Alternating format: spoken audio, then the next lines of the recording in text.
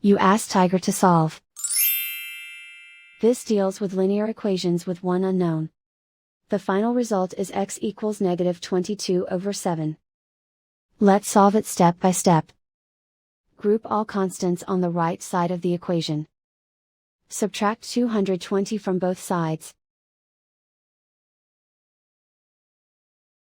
Group like terms. Simplify the arithmetic.